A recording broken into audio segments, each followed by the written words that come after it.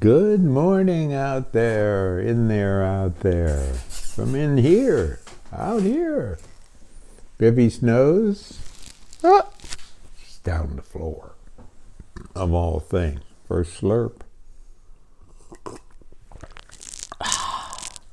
Well, welcome to the Sentimentalists. Hi, Mark. Mariana, caring about you. Andy, caring about you. David, caring about you. If you need somebody to care about you, let us know. What a week. My goodness, I heard so many nice things from people. But this is a big occasion. Today, I'm probably going to need a few Hey, new glasses. Never found the other ones. Never found them. And my dear friend Jim Alice gave me a birthday gift. Huh? What do you think? I forgot to wear it yesterday. Remember how dumb I used to be? Ah, boy. There you go. So, what was I saying? Oh, today is the anniversary of Julie and my first date. First date. Now here's how it happened. At the college I was teaching world literature. Yes, the whole world. And the students kept journals. I don't believe in tests. Believe's too harsh a word. I don't do tests. Anyway, one test I gave though was I just wrote a whole bunch of lines on the paper with the title of the book that we were reading on the left side, and then I said fill in the blank. And they were fascinating responses to that. What was I talking? Oh, well, for heaven's sakes, it's the anniversary of our first date. Now, let me tell you about that. I'm teaching this world literature class, and Julie's in the class. And she comes clomping into class during the winter in these boots, and I fell in love with these boots. And then I just worked my way up. And I just fell in love with this woman. And so she comes up and she says, I'm not quite done, common student response, I'm not quite done with my journal. Would it be okay if I slid it under your office door later today? And I said, yeah, that would be okay. Or you could slide it under the door at my house.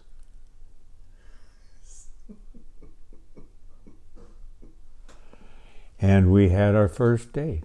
And we walked the beach. And then we went over to my house. And the door was locked. I locked us out. And I had to, break a window, wasn't it? I think, or open a window from somehow and climb in and then open the door for our first date. Dinner date. I served her quiche. Pretty cool, huh? Of course, another woman had made it the day before, but several months later, maybe 2 years, I told her the truth about that. So, to our first date, some 42? Oh, 43 years ago. 43 years ago. Yeah. Slurp? Yeah. Isn't that something? And one of my former students, it was Sufjan Stevens. I think I told you about him. I didn't really need to teach him much. He wanted to be a songwriter, and he became quite the singer-songwriter. And I think I probably showed you, but here he is in New York with the big opening play out of the New Yorker. It says Illinois. It's called Illinois. And Sufjan Stevens is the rarest of talents, brimming with heart-wrenching melodies. And this is his masterpiece. Isn't that something? I didn't teach him anything. He was already a wonderful songwriter. I just looked over his lyrics a little bit. Yeah. Boy, and Jim Alice gave me a wonderful book about trees also. And last night I learned that certain indigenous people, the calendar, they don't have that. You know, they know the seasons, and that's how they move through the year. You hear that buzzing in the background? Jesse's here already. The wonderful Jesse. He's become a visitor. He's a friend who stops by every day, and now he's building us a bathroom, a master bathroom, designed by Julie. It's going to be so cool. What was I talking? Oh, yeah, somebody accused me of the random. But by the way, holy cow. What beautiful notes. Thank you. I mean, I don't... No, I'll keep doing this. Just thank you. Yeah. And indigenous people, a lot of them, they just know the seasons. And why have a calendar? Snowing, it's winter. Things are starting to come out of the ground, spring. And you feel more attached to the earth that way than looking up and going, it's March. It came in like a lamb. For the indigenous people, I guess it comes more in like a crocus. I don't know. I don't. What would I know? You know, I've been thinking about churches, and they do so much God talk, and I like Jesus talk. I like what he talks about. You get all distracted about the God thing. What's a God? Who's a God? How many gods are there? What's a God? When did God? This God? And then you're reading the Bible, and Jesus is going, hello? Hello, over here. I had some nice things to say. Yeah. Julie saw a bumper sticker that had the face of Lincoln, Abraham Lincoln, on it, and then the quote was, "It's my party and I'll cry if I want to." Oh boy, if I offended you, that's the way it goes. Good. It's so good. We can't get Vivi. I'm so sorry, because a couple of you wrote to me and said, you're okay, but I really like watching Vivi. So I'm really sorry about Vivi being in the wings today. What's she doing over there? So my dear student, Andrea Clary, sent to me a book about sideshows. Remember circus and sideshows? And of course, they were appropriately shut down, but they didn't take good care of the people after they put them out of work, there was very few things they could do except, sadly, be the strange people on the inside. And some of you know, I grew up with my cousin Albert taking care of me. My dad was in the war and then came home. But cousin Albert was like an uncle. He was like my mother's brother. And he was a circus aficionado, and he knew everybody. I'm telling you, Lou Jacobs, Emmett Kelly, the Walendas. He knew everyone. And he would take little me to the circus, and then he taught me the sideshow bark. I'm 8 years old. This is long, and I'm only going to do the first part for Andrea for sending me the book. Picture the 8-year-old going, come on down in a little closer and let me tell you about the strange people on the inside. Let your eyes wander down this long line of colored posters until they land on Johnny Banana. He's king of the jungle. He's in there right now, eating snakes, bugs, insects of all kinds. You can go in and see him for just 50 cents. Now let your eyes wander down the other way, and then it just goes on and on with all these different sideshow people being Come on down in. Today we're in your town for one day and one day only, and we're going to let everybody in on a child's advertising ticket. Put away the 75-cent adult tickets. Put them away. I don't even want to see them. And bring out the 50-cent child advertising ticket. Now, any of you quick enough, spry enough, and agile enough to get down here in the next 15 minutes are going to be allowed in on a child's advertising ticket. Hurry along if you care to go. 8 years old. 8 times 10's 80, and I still know it. Yeah, man. Let me see. I've been cutting back the buckthorn. I'm hurting my arms. Not that you need to know that, but it's an invasive. But we have so much of it that I can't get it all out anyway. So, well. Hey, it's March Madness. Here we go. We have a family thing, I tell you. Here we go. Now, our dear friend, Coach John Calipari at Kentucky, is, of course, who we want to win. However, boy, who this year? Anybody can beat anybody. It's going to be madness. And some clown is going to pick Southwest South Dakota State Cowboys, and Julie just raised her hand and win it all.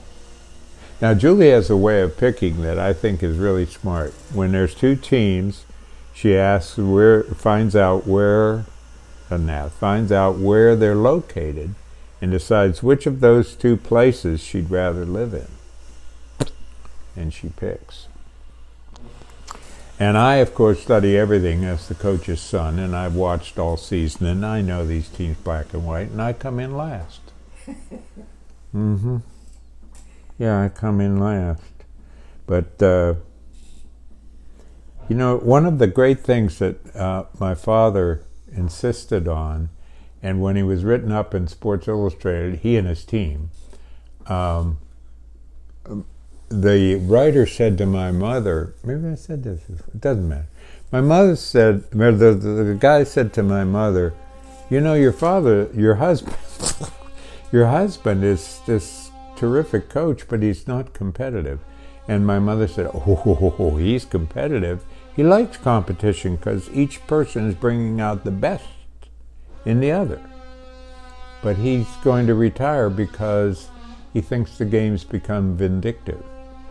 And he was playing to win, and she said, now teams are playing to beat. And it sounds like a subtle difference, but it's not. Can you hear Jesse, the saw in the background? It's an accompaniment. It's an accompaniment. He has a wonderful family, by the way. You should hear him talk to the family on the phone. Anyway, sounds like my teeth are being wiped out. Here's a site that might be helpful to some of you. It's called Evermore, and it's a site and a whole program all over the United States to help with grief and bereavement. And I talked to one of the administrators the other day for about an hour. We back to back, on the video. And Jenna Kirkpatrick, and she lost her son at age 19. He was killed in an accident by a reckless driver who lived. That's one of the terrible things that goes on. And they help people be able to be comfortable talking about things and not getting over it, but living with it, and etc. So that's Evermore. And a little note from my hometown. I love my little town. 1,200 people, 1,200 students at Westminster, wonderful college, lovely place, beautiful campus, and 1,200 Amish families living, or Amish people living around the town. And I just want to mention that Julie is saying it's time for the poem, but we had at my teenagehood, we would have a record hop every couple weeks, and the DJ was nothing like today. He just put 45 record on and dropped it, and that was a DJ. And but we had all our record hops in the auction barn.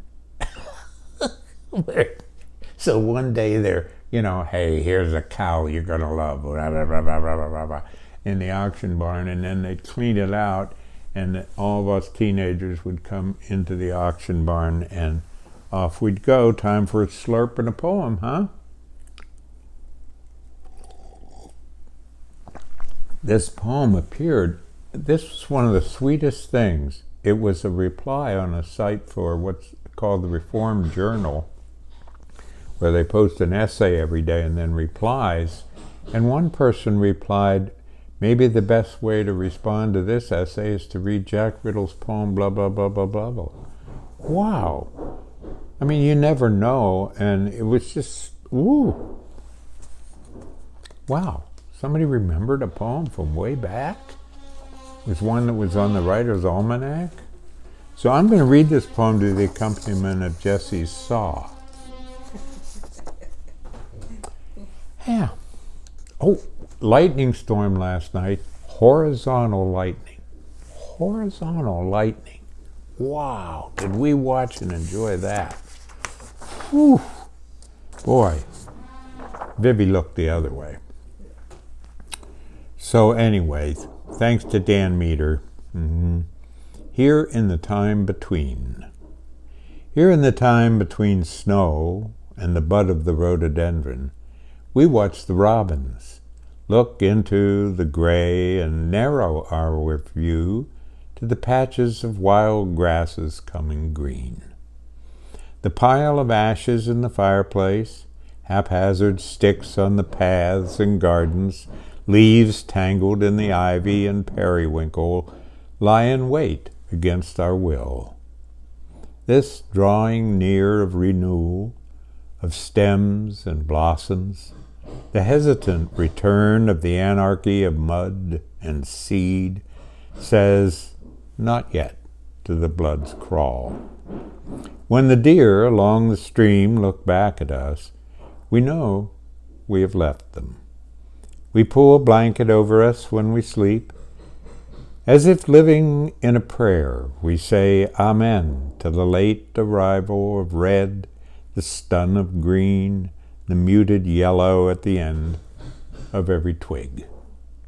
We will lift up our eyes under the trees, hoping to discover a gnarled nest within the branches' negative space. And we will watch for a fox sparrow rustling in the dead leaves underneath. Take care. Be kind. Try to be cheerful. And thanks for hanging out.